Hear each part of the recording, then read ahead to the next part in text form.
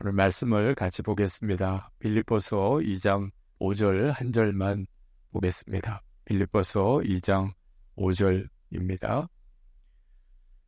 너희 안에 이 마음을 품으라. 곧 그리스도 예수의 마음이니. 아멘. 25년 전에 제가 어느 한 선교사님을 알게 되었습니다. 그 선교사님이 제가 섬기던 교회에 와서 간증도 하시고 엄청난 은혜가 있었습니다. 선교하기 정말 어려운 지역에서 그렇게 열심히 복음을 전하는데도 1년 동안 한 사람도 예수 믿는 사람이 없는 그런 처지에서 그 선교사님의 정말 피를 토하는 기도가 나왔다는 거예요. 하나님, 제가 여기서 순교하기 원합니다. 제 몸이 갈길갈길 찢어지고 그 찢어진 제 살점 하나하나가 만약에 구원받은 영혼이 될 수 있다면 그렇게 되기 원합니다. 그런 기도를 하셨다는 거예요. 소원이 있다면 온 가족이 다 순교하게 해주세요. 부모만 순교하고 아이들만 남을 수도 없잖아요. 그런 눈물의 고백을 드리는 선교사님을 만나고 충격을 받았어요. 저는 목사고 그분은 선교사고 같은 시대에 같은 하나님의 종인데 어떻게 저런 기도가 나오나. 저하고는 너무나 다른 그런 깊은 은혜에 정말 충성스러운 그런 선교사님을 보고 너무너무 감동도 받았고 도전도 받았고 함께 눈물로도 기도를 했습니다. 근데 그분을 얼마 전에 만났어요. 정말 우연처럼. 너무 반갑더라고요. 그 선교사님이 꼭 저에게 뭔가 목사님 드릴 말씀이 있다고 했을 때 그렇게 하자고. 그런데 도무지 시간을 낼 수가 없었습니다. 마음에는 그 선교사님을 만나야 되는데 그런 마음의 부담만 있었죠. 그런데 한 번은 식당에 식사를 하려고 이렇게 줄을 쭉 서 있는데 그 선교사님을 만났어요. 따로 만날 시간을 약속을 낼 수가 없는 그런 형편이라 여기서라도 이야기하시자고. 그래서 줄을 쭉 서서 이제 배식하는 순서를 기다리면서 가고 있는데 옆에서 이제 그 얘기를 나눴어요. 그 선교사님이 굉장히 주저주저 하시더니 목사님께 꼭 고백할 게 있다는 겁니다. 뭐냐고 그랬더니 그때 교회에 와서 간증하고 또 기도 부탁도 드리고 그러고 난 다음에 교회에서 정해준 호텔에서 이제 하루를 묵게 됐는데 방에 들어가서 그냥 우연히 TV를 이렇게 켰는데 성인 방송이 나오더래요. 근데 그걸 한동안을 봤다는 거예요. 세상에 오늘 내가 저녁에 교회 가서 그런 은혜로운 말씀을 나누고 간증하고 내 심정을 그렇게 고백하고 그래 이게 뭐야? 너무 본인도 당황스럽고 그렇게 TV를 켜서 나왔으면 빨리 채널을 돌리든지 끄든지 했어야 되는데 그걸 한동안을 보았다는 거죠. 저에게도 미안하고 교인들에게 너무 가정하게 내가 말씀을 전한 것 같고 교인들은 나를 엄청난 정말 선교사로 보았을 텐데 내 실상은 이렇게밖에 안 되는 건가.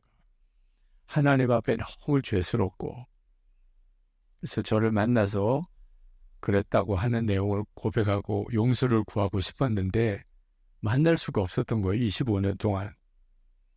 근데 정말 우연처럼 이렇게 만난 거죠. 그 고백을 하고 싶었는데 참 그런 고백을 식당에서 줄 서서 하는 것도 참 난감한 일이더라고요. 옆에 있는 사람도 다 듣는데 그 고백을 하는 거예요. 제가 그 선교사님에게 한동안 말을 못했어요. 뭐라고 이야기를 해줘야 되나. 제가 그 선교사님께 그렇게 말씀을 드렸습니다. 고맙다고. 선교사님 너무 감사해요. 주님께 그런 마음을 주신 주님께 이렇게 순종해서 고백을 하신 것에 대하여 주님이 기뻐하실 겁니다. 주님께서 선교사님의 그때 그 호텔에서의 그 선교사님의 모든 행동을 주님은 이 고백을 통하여 정결하게 하셨을 겁니다. 선교사님 그런 고백을 해주셔서 너무 감사합니다. 나이가 꽤 드셨어요, 이제는. 네, 우시더라고요.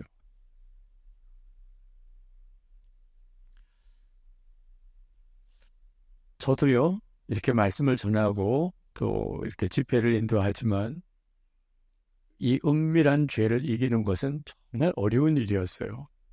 사람이 보는 앞에서 잘하는 것과 아무도 없을 때 내가 어떻게 행동하는 것은 전혀 다른 문제더라고요. 분명히 제 안에는 예수님께서 거하시는 증거가 분명해요. 예수님이 아니면 저를 설명할 수가 없어요. 제 안에 하나님을 향한 갈망도 너무 분명해요. 주님께서 제 안에 정말 함께 하시고 그리고 너무나 분명하고 선명한 복음을 알게 하시고 그런데도 여전히 은밀한 시간에 다가오는 유혹을 이기는 것은 어려운 일이더라고요. 사람들이 아무도 안 볼 때 그때 육신의 욕구와 음란의 욕구와 사람의 본성을 이기는 것은 전혀 다른 문제더라고요. 은혜가 없는 것도 아니에요. 하나님을 안 믿는 것도 아니에요. 그런데도 내 육신을 이기는 일은 또 다른 문제처럼 다가오는 거예요. 두려움과 염려는 여전히 제 안에도 역사를 하고 도대체 이건 뭔가?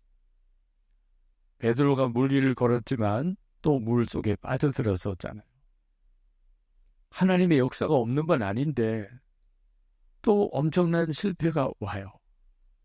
엠마오로 가는 두 자매가 부활의 주님을 만나고 대화를 하면서도 두려움과 염려는 해결이 안 됐습니다. 베드로는 주님을 위해서 죽기로 마음의 결심까지 했는데 결국은 예수님을 3번이나 부인하고 말았죠. 제자들은 그렇게 주님을 따랐지만 주님이 십자가 길을 짚고 가실 때 도망갔습니다. 도대체 어떻게 하면 우리는 진짜 온전한 그리스도인이 될 수 있을까요? 오늘 우리 신학생의 참 피를 토하는 간증을 본인의 일기를 썼으니까 그 절절한 고백이 나오는 거죠. 매일매일 죄와의 싸움, 자기 자신과의 싸움에서 우리는 어떻게 승리할 수 있을까요? 근데 그때 하나님께서 도무지 이 은밀한 죄는 어떻게 이길 수 있나요? 라고 할 때 주님이 주셨던 응답이 참 놀라웠어요. 믿음의 문제라는 거예요. 믿음이 적은 자요. 왜 믿지 못하느냐는 거예요. 저는 이 죄를 이기는 문제는 노력의 문제라고 생각했어요. 내 의지가 부족하다. 내가 노력하지 못하고 있다. 그래서 내 성질과 내 죄성을 이기지 못한다고 생각했는데 주님은 믿음이 적은 자라고 하셨어요. 믿음의 문제라는 거예요. 한동안 그 문제는 저에게서 큰 숙제였어요. 과연 진짜 믿으면 죄를 이길 수 있을까? 믿잖아요. 예수님을 믿는데 안 되는데 어떻게 해요? 성령 체험도 했었어요. 성령 체험은 굉장히 강력한 눈을 열어줍니다. 그렇지만 성령 체험이 지속적으로 저를 죄에서 이기게 해주지는 못하더라고요. 한두 번의 강력한 체험이 계속 저를 육신의 죄를 이기게 만들게 해주지 못해요. 많은 성령의 체험을 했던 사람들이 그 뒤에 엄청나게 실족하는 경우를 많이 봅니다. 여러분 중에도 성령 체험을 했던 분들이 있으실 거예요. 그러나 또 동시에 좀 시간이 지나면 또 육신에 무너지고 자기 혈기에 정욕에 욕심에 무너지잖아요. 도대체 문제는 어디에서 있는 것이며 어디서 이 문제에 대한 해결책을 얻을 수 있을까? 진짜 주님이 깨닫게 하신 것이 믿음이었어요. 오늘 사도 바울이 말씀하기를 너희 안에 이 마음을 품으라 곧 그리스도 예수의 마음이니. 사도 바울은 예수님의 마음을 품으라 그렇게 말씀을 하고 있습니다. 이 말씀은 무슨 뜻이 담겨 있냐면 두 가지가 있는데 하나는 우리 안에 예수님의 마음이 있다는 거예요. 그러니까 예수님의 마음을 품으라고 하는 거죠. 이건 놀라운 일이에요. 예수님의 마음이 우리 안에 있다. 진짜 구원받은 성도는 누구나 다 자기 안에 예수님의 마음이 역사하는 것을 느낍니다. 주님의 마음을 안다는 거예요. 주님이 우리 안에 오셨기 때문에. 우리가 주님의 음성을 듣는다 그랬는데 그 주님의 음성을 듣는 것은 예수님의 마음을 느끼는 겁니다. 아, 주님은 이걸 원하셔. 주님은 이렇게 하라고 하시는구나. 불신자에게는 그럴 수가 없어요. 물론 양심에 의하여 하나님의 뜻을 깨우치는 그런 기본적인 기능이 불신자에게도 있습니다만 우리가 예수 믿는 우리가 느끼는 것처럼 그렇게 주님의 마음을 느낄 수는 없어요. 우리는 예수님이 우리 안에 거하시거든요. 이건 정말 놀라운 일이에요. 안타깝게도 많은 그리스도인들이 자기가 예수님의 마음을 느끼고 있다는 것 자체에 대해서 별로 놀라지 않아요. 그냥 뭐 자연히 그런 일이 있는 줄로 생각하는 거예요. 사실은 엄청난 일이 벌어진 겁니다. 주님이 내 안에 오셨다.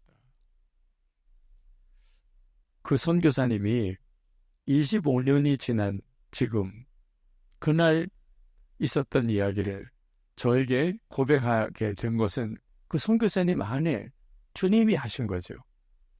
그 죄를 고백하라.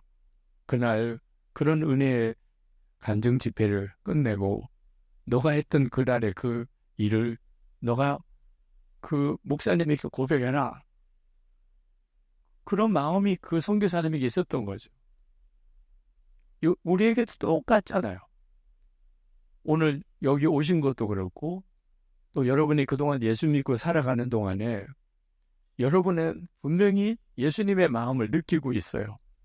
그 예수님이 여러분 안에 오신 거죠. 여러분 안에 거하시는 분명한 증거입니다. 안타깝게도 그것이 너무 작게 느껴지니까 마치 없는 것처럼 생각할 수 있어요. 그러나 비록 작아도 주님의 마음이 없는 사람, 성도는 없어요. 주님의 마음이 없다면 그런 성도가 아닌 거죠. 예수님이 우리 안에 거하셔서 우리에게 말씀하세요. 제가 어느 교회 부흥회를 인도하고 그리고 그 교회 교인들이 아마 부흥에서 받았던 은혜를 서로 나누는 시간을 가졌던 모양입니다. 근데 어느 한 분이 그런 이야기를 하셨대요. 유기성 목사님의 설교가 은혜로운 것은 너무 성공 사례만 많이 이야기했기 때문에 그렇다.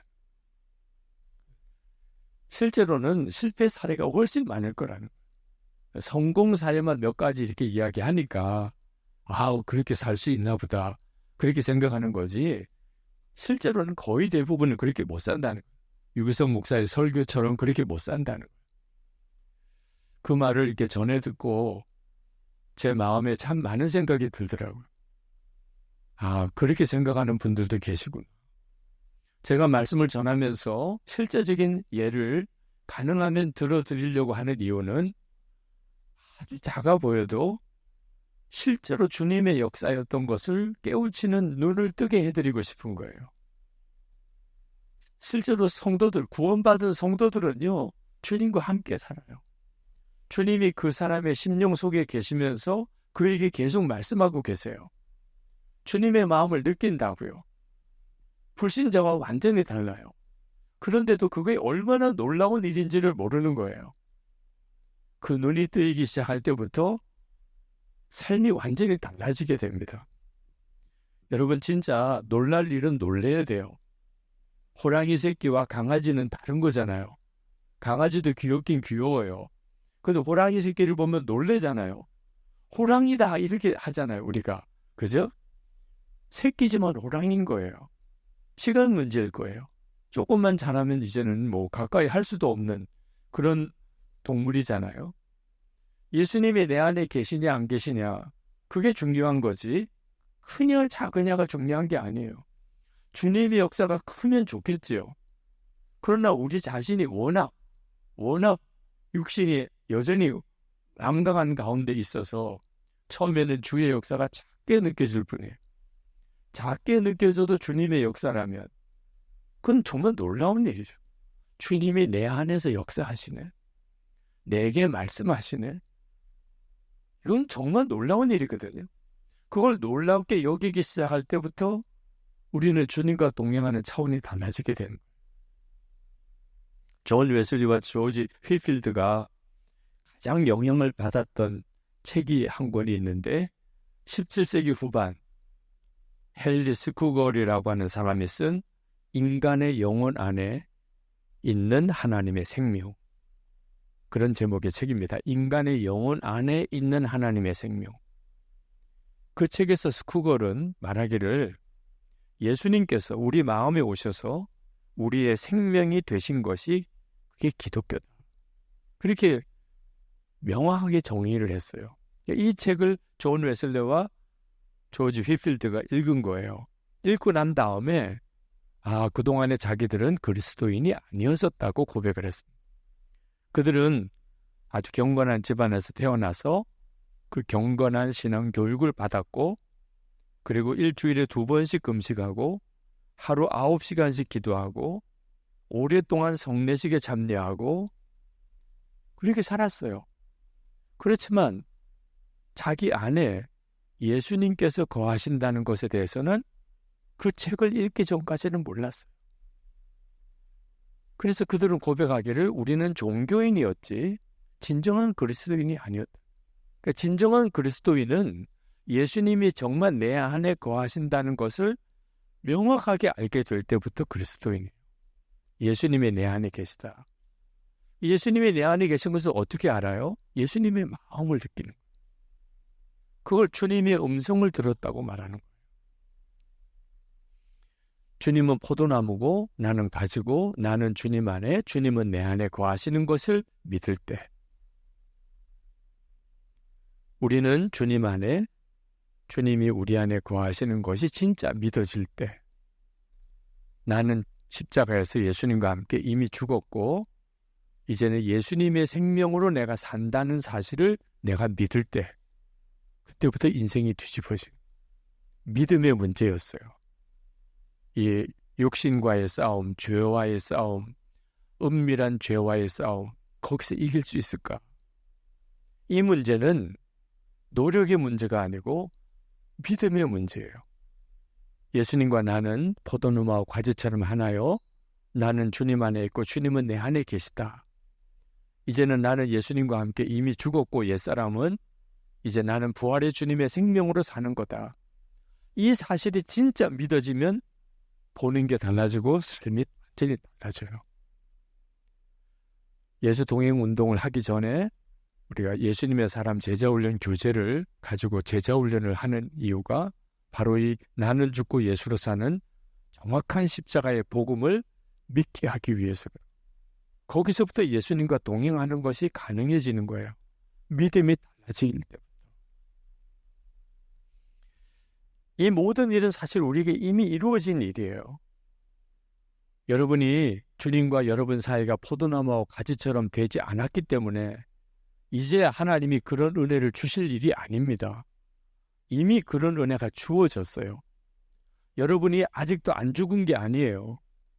이미 예수님 안에서 여러분은 죽었어요. 이미 다 여러분에게 이루어진 일이에요. 믿느냐 안 믿느냐 문제뿐이에요. 많은 분들이 자기가 안 죽었다고 그래요. 실제로는 안 죽었다고 믿는 거예요. 성경은 분명히 죽었다고 말하고 있어요. 우리가 그걸 진짜 믿게 될 때, 예수님이 정말 내 안에 계시는구나. 이 사실을 내가 정말 믿게 될 때, 그때부터 주님의 역사가 달라지기 시작해요. 그런데 깨달은 것을 믿음이라고 오해하면 안 됩니다.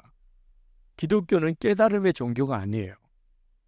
불교와 같은 것들은, 같은 종교는 깨달음을 중요하게 생각해요. 근데 이따금 기독교에서도 깨달음을 중요하게 강조하는 경우가 있어요. 물론 깨닫는 건 중요해요. 진리를 깨닫는 것, 복음이 정확하게 뭔지를 아는 것, 이건 대단히 중요한데 그게 바로 우리의 믿음은 아니라는 걸 알아야 돼요. 깨달음이 굉장히 중요하지만 그것은 뭘 위해서 필요한 거냐면 실제로 주님을 바라보는 눈을 뜨고 주님과 동행하려게 만들기 위해서 필요한 거지 깨달음으로 끝난 게 아닌 거예요. 다시 말하면 고아로 살다가 아버지를 만났어요. 얼마나 기쁜 일입니까? 독신으로 살던 사람이 평생을 함께할 배우자를 만났어요. 그래서 결혼을 했습니다. 정말 너무 기쁜 일이죠. 그런데 내가 아버지를 만났다는 것, 평생을 함께할 배우자와 결혼을 했다는 것은 시작일 뿐인 거예요. 그것으로 행복이 보장된 게 아닙니다. 아버지와 함께 사는 삶은 또 다른 차원의 문제예요. 부부가 함께 믿음, 순종과 사랑으로 함께 부부가 살아가는 일은 결혼했다는 것과 또 다른 문제예요. 우리가 예수님이 나의 생명의 주님이시고 그리고 주님과 함께 나는 죽었고 주님은 내 생명이 되셨다는 사실을 깨닫는 것은 그래서 이제는 항상 주님을 바라보고 주님과 동행하는 삶을 살게 해주는 것이기 때문에 중요한 것이에요. 나는 죽고 예수로 산다. 그걸 내가 이제 믿었다고 그대로 삶이 바뀐 건 아닌 거예요. 그래서 사도 바울이 예수님의 마음을 품으라고 말한 거예요. 우리에게 예수님의 마음이 있다는 것도 놀라운 일이에요. 이건 진짜 놀라운 일이에요. 내 안에 예수님의 마음이 있어요. 주님은 내 안에 계세요. 여러분이 오늘 아침에도 낮에도 오늘 이 저녁 시간에도 여러분은 계속 주님의 마음을 느끼실 거예요. 근데 그건 정말 놀라운 일이지만 더 중요한 일은 품어야 된다는 거예요. 예수님의 마음을 이제 품어야 된다는 거예요. 이 예수님의 마음을 품는 것은 어떻게 하는 거냐? 그 주님의 마음으로 순종하여 사는 것입니다. 만약에 예수님의 마음을 느꼈는데 실제로 순종하지 않으면 품지 않은 거예요. 예수님의 마음을 느끼기만 한 것뿐입니다. 사도 바울이 예수님의 마음을 자기를 비우는 것이라고 했어요. 6절, 7절을 보면 그는 근본 하나님의 본체시나 하나님과 동등됨을 취할 것으로 여기지 아니하시고 오히려 자기를 비워 종의 형체를 가지사 사람들과 같이 되셨고 그러니까 예수님의 마음이 뭐냐면 하나님과 동등된 그런 위격이시지만 그러나 당연히 누려야 될 그 하나님이 누릴 그 모든 지위와 권세를 다 비워버리고 사람이 되시는 일, 십자가에 죽으시는 일에 대한 철저한 순종을 하셨다. 당신의 생각, 당신의 소원, 당신의 의지 비워버리고 철저하게 아버지 하나님께 순종하셨다. 그게 예수님의 마음이라는 거예요. 우리가 예수님의 마음을 품는다는 말은 똑같이 한다는 거예요. 내 생각, 내 계획, 내 취향, 내 판단 다 십자가에 못 박고 그리고 이제 철저하게 주님 원하시는 대로 주님이 하라시는 대로 순종하게 되는 것을 예수님의 마음을 품는다고 말하는 거예요. 예수님의 마음을 품게 될 때 비로소 주님이 나를 죄를 이기게 하세요. 내가 도무지 할 수 없는 일을 주님이 나를 통해 하세요. 그래서 우리가 더 놀라게 되는 거예요. 우리가 할 수 없는 것을 우리가 알지요. 불가능하다는 걸 알아요. 주님이 저에게 죄와의 싸움에서 계속 실패를 하고 또 실패를 하고 이길 가능성이 하나도 없어요. 그걸 통해서 저에게 깨우쳐 주신 것은 하나예요. 더 노력가 아니었어요. 제가 도무지 죄를 이길 수 없다는 것을 인정하게 하죠. 나는 도무지 이길 수가 없어요. 내 혈기를, 내 정욕을, 내 속에 있는 은밀한 죄를 나는 이길 수가 없어요. 이건 노력해서 될 문제가 아니라는 거예요. 주님은 주님이 해주신다는 것을 믿으라는 거예요. 주님이 하신다. 죄를 이기게 하는 거, 성질을 이기게 하는 거, 혈기를 이기게 하는 거. 그걸 주님이 해주시는 거예요. 이게 복음인 거예요. 주님이 하시려면 반드시 우리가 할 일이 있는데 예수님의 마음을 품는 거예요. 그 선교사님이 제게 꼭 그날 밤에 부끄러웠던 자신의 행위를 자백하라 하는 주님의 마음을 가졌는데 순종은 다른 문제예요. 그런 생각할 수 있죠. 주님이 그걸 원하시나 봐. 그런데 그 고백은 너무 부끄러운 일이에요. 다 은혜 받으셨는데 너무 좋았다고 그랬는데 그 세상에 그날 밤에 있었던 일을 이야기하면 이거 한순간에 다 물결 듯이 되고 나는 어떻게 보실까? 그럴 수도 있잖아요. 그러나 그 선교사님이 계속 주님의 강권하심 속에 순종하고 그리고 고백해. 그게 예수님의 마음을 품는 거예요. 예수님의 마음을 가진 것과 예수님의 마음을 품는 것은 전혀 다른 문제예요. 여러분에게 이 시간 다 말씀을 드릴 수는 없지만 그 선교사님의 고백을 듣는 순간에 그때 주님은 제 마음에 여러 가지 많은 하나님의 인도하심을 구하는 기도 제목이 있었어요. 하나님 이 일을 해야 됩니까? 하나님 이 일을 제가 맡아야 됩니까? 근데 그 선교사님의 고백을 들으면서 정말 소름 끼치도록 주님이 너가 그 일을 하라 하는 마음을 저에게 주셨어요. 그 선교사님은 그날 TV에서 나오는 성인 방송 그런 방송을 보고 그냥 그러셨다는데 한 25년 지난 지금 이 나라의 이 음란한 영상은 상상이 안 될 정도예요. 특히 우리 아이들 분별력도 없고 의지력도 없는 우리 아이들은 무방비 상태로 노출되어 있어요. 이렇게 계속 또 한 10년, 20년 지나고 나면 세상은 어떻게 변할까? 끔찍할 정도예요. 이제는 그냥 영상으로 보는 음란한 일과 실제 삶 속에서의 음란한 일이 구분이 안 되는. 그래도 여기 계신 여러분들은 음란에 아직도 헤어나오지 못하고 그러니까 정말 그 일에 곁눈질하고 은밀한 죄를 짓고 있는 사람, 그래도 현실 세계 속에서는 그러면 안 된다고 생각은 하잖아요. 그러나 우리의 자녀들은 전혀 다르게 돼요. 구분이 안 돼요. 그 정도로 인터넷 속도는 엄청난 속도로 빨라지고 그리고 이 영상으로 우리 속에 파고 들어오는 이 음란의 역사는요, 무서울 정도로 우리가 할 수 있는 일이 아무것도 없잖아요. 그런데 할 수 있는 일이 있다는 것을 주님이 말씀하셨어요. 하여튼 그 선교사님의 이야기는 저에게 지금 우리가 얼마나 심각한 상황 속에 있는지에 대한 너무나 간절한 호소와도 같았어요. 그 선교사님이 그럴 정도라면 그러면 지금 이 시대에 얼마나 많은 사람들이 진짜 드러내지 않으니까 전혀 고백하지 않으니까 그런 거죠. 정말 얼마나 무섭게 빠져들어가는지. 여러분은 예수님의 마음을 품으시고 계신가요? 예수님의 마음을 느끼는 것과 품는 것은 정말 다르다고 그랬잖아요. 많은 그리스도인들이 다른 사람들의 문제에 대해서는 예수님의 마음을 느껴요. 그리고 그 마음을 품어요. 그래서 다른 사람에게는 충고를 해요. 당신 그렇게 살면 안 돼.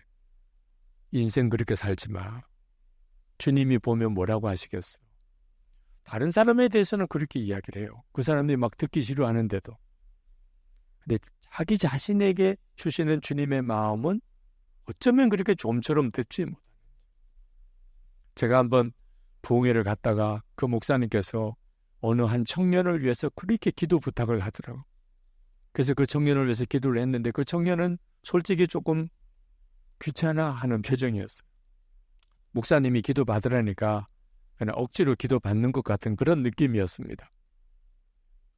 그리고 부흥회를 끝나고 돌아왔는데 그 청년이 저에게 메일을 보냈어요. 부흥회 때 자기는 마음 준비는 안 돼 있었지만 은혜가 됐다는 겁니다. 그리고 목사님이 저를 위해서 기도해 주신 것도 감사하다는. 근데 그 다음에 하는 이야기가 그런데요 목사님, 우리 담임 목사님 위해서도 좀 기도해 주세요. 자기가 보니까 담임 목사님도 너무 문제가 많대요. 기도를 받아야 될 필요가 있대요.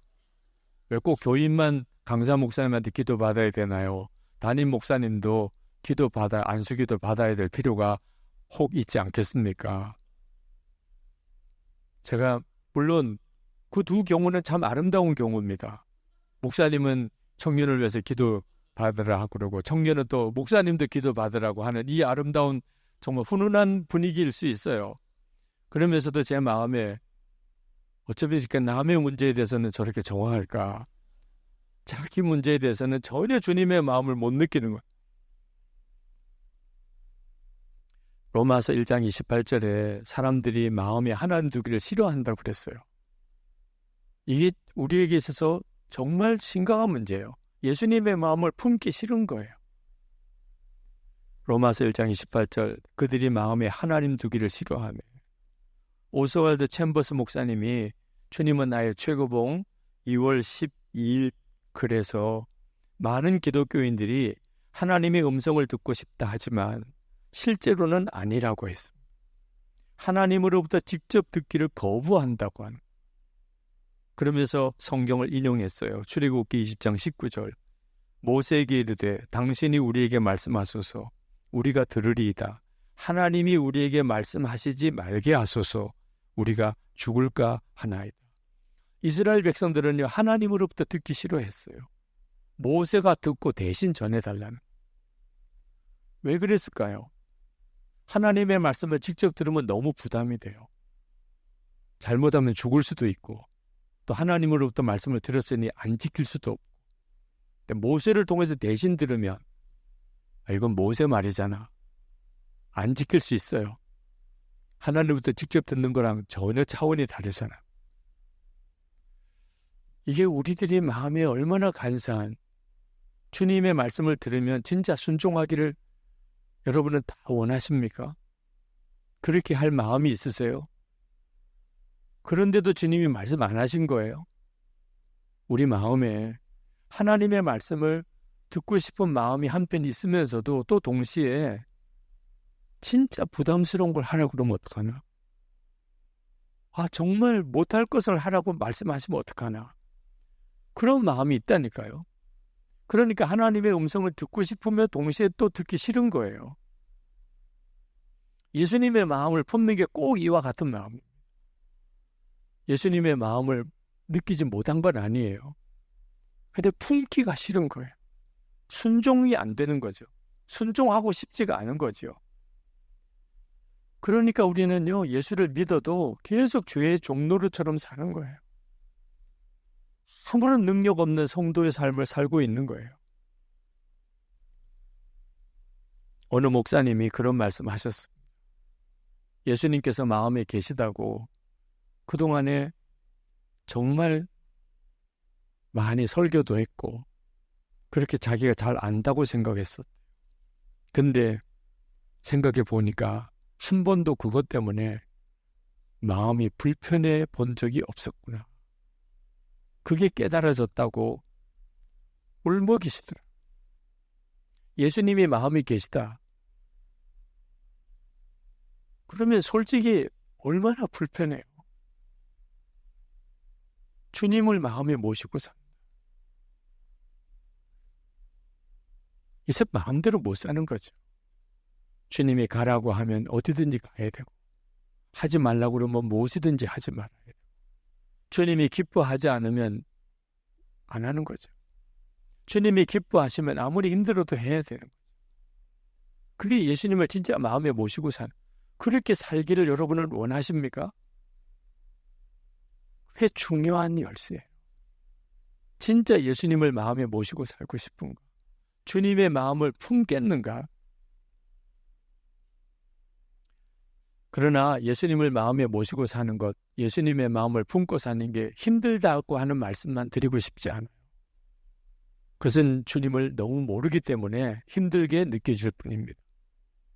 부부 사이가 결혼해서 처음에는 서로 사는 게 어색하지만 1년, 3년, 10년, 30년, 50년 이렇게 살다 보면 부부 사이는 거의 한 몸처럼 느껴지잖아요.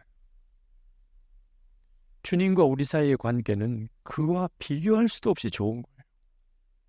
우리가 예수님이 함께 계시다는 것이 좀 어색하기도 하고 또 불편하게도 느껴지고 그런 건 다 그동안 주님 마음을 품으며 살려고 했었기 때문에 실제로 주님과 동행하는 기쁨을 실제로 누려보지 못했기 때문에 우리가 예수님을 정말 왕으로 모시고 그리고 전적인 순종을 하기를 원할 때 그때 우리의 삶 속에는 실제로 주에서 이긴다는 게 이거구나. 세상이 줄 수 없는 기쁨으로 산다는 게 이거구나. 사랑만 하며 살 수 있는 거구나. 하나님은 내게 엄청난 세상을 변화시킬 능력을 이미 주셨구나. 그걸 알게 돼요. 이젠 더 이상 세상이 어떻고 환경이 어떻고 사람이 어떻고 이런 말 하지 않게 돼요. 오히려 나를 통해 주님의 역사를 주님은 이루시게 돼요. 1940년에 미국의 한 신학생이 교수님의 인솔로 영국 성지순례를 갔습니다. 영국의 부흥의 시절 그 현장을 둘러보는 성지순례를 갔어요. 웨슬레의 생가를 갔습니다. 존 웨슬레. 그 신학생들이 교수님과 함께 웨슬레 생가를 쭉 이렇게 보는데 웨슬레의 침실을 가게 됐어요. 근데 그 침실에 카펫이 있는데 카펫의 한쪽에 구멍이 2개가 이렇게 움푹 파인 그런 곳이 있었어요. 그 안내하시는 분이 설명하기를 여기가 웨슬레 목사님이 기도하던 자리, 무릎 꿇고 기도하던 자리, 그 기도하는 흔적이라. 얼마나 기도했으면 카펫이 움푹 파였어요. 그리고 이제 그 다음 방으로 갔습니다. 근데 그 신학생이 그 장면이 너무 강렬하게 자기에게 와닿았어요. 그 다음 방으로 가지 않고 그 움푹 패인 그 카펫에 자기 무릎을 거기다 꿇었어요. 그리고 하나님께 기도했어요. Do it again. Lord, do it again. 주님 다시 행하소서. 웨슬레 목사님에게 허락하셨던 그 은혜, 그 기도의 영, 그 성령의 역사를 주님 제게 다시 행하소서. 그렇게 간절히 기도했어요. 시간 가는 줄을 모르고 주님 다시 행하소서. 교수님이 쭉 인솔에서 생가를 빠져나오는데 학생이 하나 없는 거예요. 그 어디 있는지 찾다가 그 침실에 가서 카펫에 무릎 꿇고 기도하는 그 신학생을 봤습니다. 그리고 옆에 가서 어깨에 손을 얹고 어깨를 도닥거려주면서 이제 우리가 일정 때문에 여기를 떠나야 될 시간이다 하고 그 신학생을 일으켜 세웠습니다. 그 신학생이 누구냐 하면 빌리 그레함이에요. 빌리 그레함은 예수님의 마음을 그냥 느낀 것만 아니고 품은 거예요. 많은 학생들이 다 감동받았어요. 아, 웨슬레 목사님이 이렇게 기도하는 사람이었구나. 다 감동받았어요. 그러고는 그것이 끝이에요.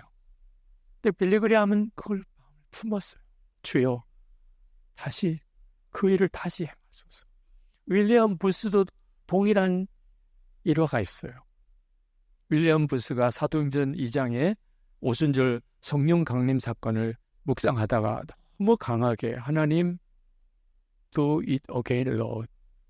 주님 이 역사가 지금 다시 제 안에 우리 영국 교회 안에 일어나게 해주십시오. 그렇게 눈물로 기도했어요.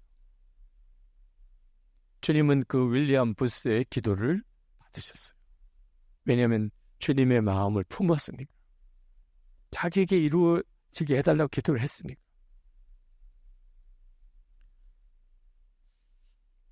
여러분, 지금 현재 이 do it again, Lord, do it again, 주님 다시 행해 주소서라고 하는 이 기도 때문에 사실 세계 역사에 하나님의 역사는 계속 반복되어진 거예요. 오늘 이 시간에도 우리는 주님의 역사를 갈망하는 마음이 일어납니다. 예수님의 마음이에요. 하나님, 이 땅에 새 부흥을 주세요. 우리가 주님을 바라보게 해주세요. 주님과 온전히 동행하게 해주세요. 그런 마음의 소원들이 여러분 안에 있잖아요. 이젠 더 이상 죄의 종노릇 하고 살지 않겠습니다. 내가 구원받은 증거를 너무나 분명히 가지고 있으면서도 실제로 성질을 이기지 못하고 혈기를 이기지 못하고 정욕을 이기지 못하고 은밀한 죄를 지으면서 어떻게 하나님의 역사를 기대할 수 있겠습니까? 주님, 이게 전부가 아니잖아요. 이게 예수 믿는 전부가 아니잖아요. 주님은 얼마든지 우리를 주의 용으로 사로잡으실 수 있잖아요. 그것을 나에게 이루어주세요. 우리 가족에서 우리가 섬기는 교회 안에 이 일이 이루어지기 원합니다. 이것이 오늘 우리가 하나님 앞에 드려야 될 기도. 예수님의 마음을 품으면 주님은 비로소 역사하기 시작했어요. 오늘 주님이 여러분에게 주시는 마음을 잘 분별해 드실 수 있게 되기 바랍니다. 그리고 주님의 마음을 제가 품습니다. 내 판단과 내 생각과 내 계획은 다 십자가에 못 박습니다. 주님의 마음이 저의 것이 되게 해주세요. 제가 이제 주님의 마음에 전적으로 순종하겠습니다. 주님, 정말 다시 행해 주세요. 그 부흥의 역사, 성경에 나오는 부흥의 역사, 기독교의 역사에 이루어진 하나님의 그 부흥의 역사가 지금 우리 가운데 이루어지게 해주세요. 이것이 없으면 우리는 정말 죽을 수밖에 없는 아주 위기 가운데 우리가 빠져 들어가고 있습니다. 죄는요, 상상이 안 될 정도로 무섭게 우리의 다음 세대, 우리 아이들을 이미 그 영혼을 사로잡아 가고 있어요. 끔찍할 정도예요. 우리는 어른이니까 그나마 은밀한 죄라는 게 있죠. 이젠 은밀한 것도 없어요. 그냥 상상 속에 있는 죄가 현실이에요. 현실과 상상이 구분이 안 돼요. 사이버 세상과 실제로 현실이 그냥 하나가 되어버린, 여러분 사이버 세상에서 얼마나 무섭게 사람들을 죽이는지 아십니까? 얼마나 잔인하게 죽이는지 아십니까? 얼마나 많이 죽이는지 아십니까? 얼마나 무서운 음란한 일이 벌어지는지 아십니까? 그게 그냥 세상 현실처럼 느껴지는 우리의 아이들이 자라나고 있어요. 인터넷 속도가 빨라지는 것은 무서운 세상이 오고 있다는 의미이기도 합니다. 단 하나 예수 동의 일기를 쓰는 일을 통해서 그 빠른 인터넷 속도가 성도들을 영적으로 또 하나 묶어내는 하나님께서 주신 엄청난 도구라는 사실에 대해서도 새롭게 눈뜨고 있어요. 무서운 영적인 싸움이죠. 오늘 우리가 찬양하며 그리고 정말 주님의 마음을 품고 나아갈 수 있게 되기를 원합니다. 찬양을 우리 같이 하십시다. 주님 마음 내게 주소서. 찬양하겠습니다.